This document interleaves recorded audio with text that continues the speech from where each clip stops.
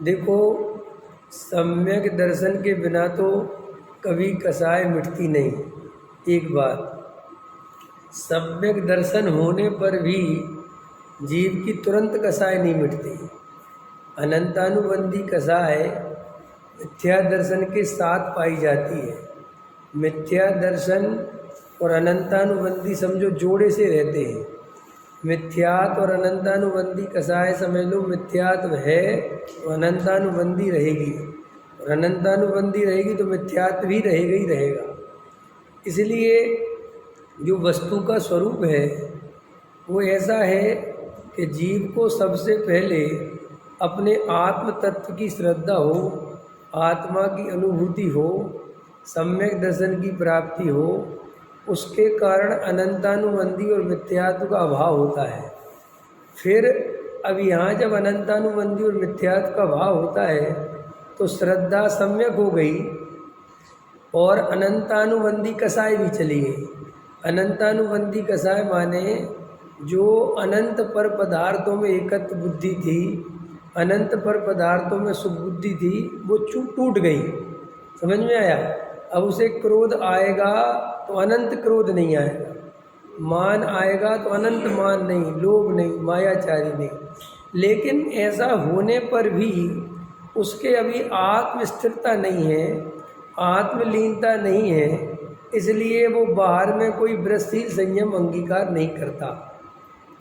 और वो इतना ईमानदार रहता है कि जब तक उसे अंतरंग में अपनी कसाय टूटती हुई नहीं दिखती, आत्म स्थिरता बढ़ती हुई नहीं दिखती, तब तक वो बाहर में कोई वृत्तिशील संयम का नियम प्रतिज्ञा नहीं लेता। लोगों को क्या लगता है, संसार में ऐसी मान्यता है जीवों की कि हम अगर वृत्तिशील संयम ले लेंगे तो वे पल जाएंगे। माने हम बाहर से नियम व्रत ले लेंगे तो हमारे नियम पल जाएंगे। वास्तव में क्रिया को रोक लेना नियम नहीं है।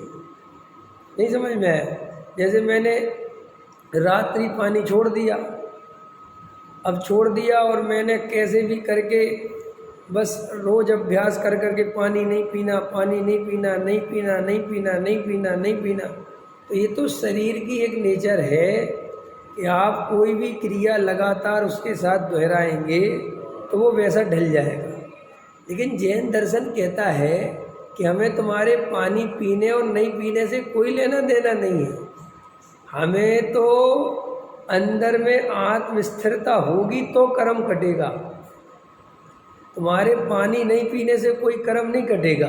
तो साहब हम पानी पीते रहे?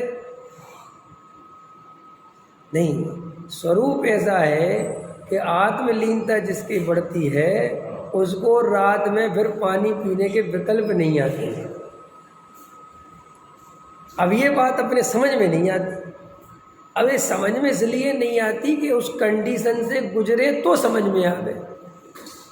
शब्दों में कैसे समझाएं हम, बताओ? जैसे आप लोगों में से मान के चलो, अपन लोगों में कोई अमेरिका नहीं गया, ठीक है? अब मैं अमेरिका के बारे में कितना ही समझाऊं, क्या समझाऊं? जो आप अमेरिका में जाके जो आप वहाँ पे देखोगे, वहाँ जो अनुभव करोगे, वो मैं यहाँ समझा के अनुभव नहीं दे सकता।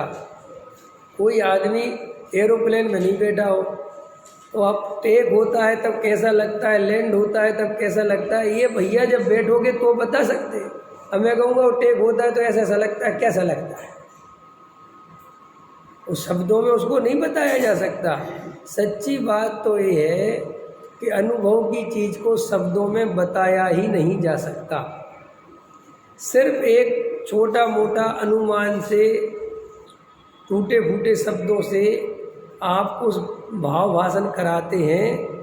जैसे हमने ब्लैक बोर्ड पे शेर समझाना था और एक शेर जैसी आकृति का एक चित्र बना दिया और बोले देखो ऐसा शेर होता है, रियल में ऐसा नहीं होता है।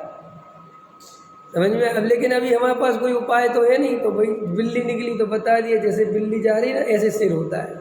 अरे कहाँ बिल्ली और कहाँ शेर? शेर आ जाए तो आधा सेकंड खड़े नहीं हो सकते तो। अब लेकिन उपाय तो नहीं है। ऐसे ही लोगों को क्या लगता है कि हम नियम व्रत नहीं लेंगे तो नियम व्रत आएंगे कैसे? भाई नियम लेंगे तो ही तो नियम पलेंगे। लेकिन वास्तविकता ये है कि आत्म स्वरूप की स्थिरता होती है, कर्म बंध उससे कटता है। तुम्हारी कोई क्रिया के कारण कर्म नहीं कटता कभी भी, आप समझे नहीं। जैसे मैंने आज उपवास किया, तो उपवास किया तो मैंने भोजन नहीं किया, तो किसी को ऐसा लगता है कि अपन ने भोजन नहीं किया तो कर्म कट गया हो। कोई कर्म नहीं कटता भोजन नहीं करने से। तो फिर कर्म कटते कैसे, कर्म नष्ट कैसे होते हैं? जब भोजन नहीं किया और उस दिन आत्म स्थिरता ज़्यादा हो गई, आत्मलीनता ज़्यादा हो गई, भोजन करने के विकल्प आदि से छुट्टी हो गई, तो आत्मलीनता के कारण कर्म बंधन कटते हैं। तो हमें ये बात अच्छे से श्रद्धा में बैठा लेनी है कि हमारा जो भी कर्म जो बंधे हुए हैं, अगर हमें मुक्ति में जाना है तो आत्मलीनता के अलावा कोई उपाय नहीं है। कसाय के अभाव करने का बाहर में कोई भी उपाय नहीं है, चाहे हम बाहर में कितने ही प्रयत्न करें। और ऐसा हमने अनंत बार प्रयत्न किया है, क्योंकि हमें ऐसा लगा मिथ्यात्व के कारण कि अगर हम घर गृहस्थी छोड़ देंगे तो हमें राग नहीं होगा, अगर हम घर गृहस्थी छोड़ के निकल जाएंगे तो हमें कसाय नहीं होगी। तो हम इस चक्कर में अनंत बार साधु बन गए, घर गृहस्थी छोड़ दी, कपड़े पहनना छोड़ दिया, नग्न दिगंबर साधु हो गए। काय के लिए हुए? कोई स्वर्ग आदि की प्राप्ति करने के लिए नहीं हुए, मोक्ष की प्राप्ति के लिए ही साधु बने। लेकिन तुम्हारी प्राप्ति का भाव तो ठीक है, लेकिन कारण गलत है, रास्ता गलत है। तो जिसका रास्ता गलत है, कारण गलत है, भावना पवित्र होने पर भी वो कुछ काम नहीं आने वाला। जैसे हम मीठा करना चाहते हैं किसी चीज़ को, दूध को मीठा करना चाहते हैं, शिकंजी को मीठा करना चाहते हैं, और उसमें चीनी की जगह नमक डालते जाएं और भावना बहाते जाएं कि मेरी बहुत पवित्र भावना है, ये शिकंजी मीठी हो जाए, ये दूध मीठा हो जाए, बहुत पवित्र भावना है, बोलो हो जाएगा? बताओ क्यों नहीं होगा? तो देखो, आप लोग में बहुत चतुर हो कि नहीं? आप डॉक्टर के पास जाते हो तो कहते दवाई दे दो, और डॉक्टर कहे कि मैं भावना बहाता हूँ, तुम ठीक हो जाओ, लाओ 500 रुपये दे दो। बोलो दोगे भावना बहाने के 500 रुपये? क्या कहोगे? डॉक्टर साहब दवाई दो, दवाई से ठीक होगा, ये भावना से कुछ नहीं होता। लेकिन अपन धर्म के क्षेत्र में मूल कारण को छोड़ के अपनी मन मर्जी चलाते हैं। मुझे ऐसा लगता है, अरे भैया तुम्हारे लगने से क्या होता है? मुझे ऐसा लगता है साधु बनने से पवित्रता आती है। भैया अगर साधु बनने से पवित्रता आती तो इतने साधु हैं सब पवित्र हो जाते हैं। मुझे लगता है अगर मैं शादी विवाह नहीं करूँगा तो राग देश में नहीं फंसूंगा। तो तुम्हारे लगने से क्या होता है?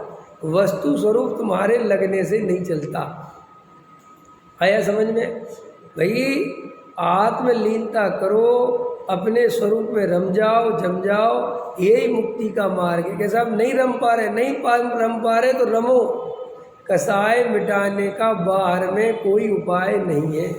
इसलिए अपन को अनंत बार ये धर्म मिला, तत्व मिला, तो अपन ने अनंत बार ही बाहर के शरीर आदि क्रिया कांड आदि में ऐसी मान्यता रखी कि ये अगर अपन बाहर में छोड़ देंगे तो हमारे ऐसा हो जाएगा, ये छोड़ देंगे तो ऐसा हो जाएगा। लेकिन ऐसा नहीं है। देखो सोनागिर जाते हो ना आप, तो सोनागिर में कितना आत्म ध्यान हो जाता है? बोलो।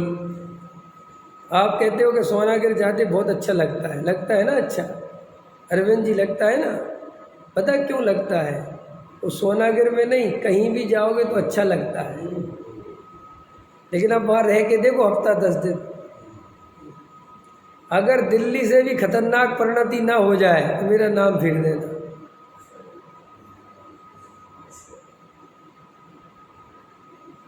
तीर्थ क्षेत्रों में अपन ज़्यादा रहते भी इसलिए नहीं, क्योंकि अपनी असलियत पता चल जाती है अपन को फिर, इसलिए अपन 2-4 दिन रहते और भाग आते हैं, ताकि अपने को लगता रहे कि अपन बहुत धार्मिक आदमी है और सारी गलती दिल्ली की है, हम वो तो सोनागिर में रहें तो बड़ा परम पवित्र हो जाए। वहाँ 2-4 दिन रहता और भाग आता है। क्यों? क्योंकि ये सब बाहर में उपाय है ही नहीं मुक्ति का। जिसे आत्मा की सच्ची रुचि है वो चांदनी चौक पे भी आत्मा देख सकता है, और जिसे आत्मा की सच्ची रुचि नहीं है उसे शिखर जी के जंगल में छोड़े आओ, वो वहाँ भी आत्मा नहीं देख सकता। इसलिए निमित्त की दृष्टि बिल्कुल मत रखो कि कोई गुरु महाराज, कोई शास्त्र, कोई भगवान, कोई क्षेत्र, कोई काल तुम्हें मुक्ति दिला देगा। 3 काल में संभव नहीं है। अपनी आत्मा की स्वयं को सच्ची रुचि हो, संसार से सुख बुद्धि टूट गई हो, अब कहीं संसार में सुख की कल्पना नहीं रह गई हो, ऐसा जीव आत्म तत्व को ध्याता है तो उसे गारंटी से आत्मा की अनुभूति होती है।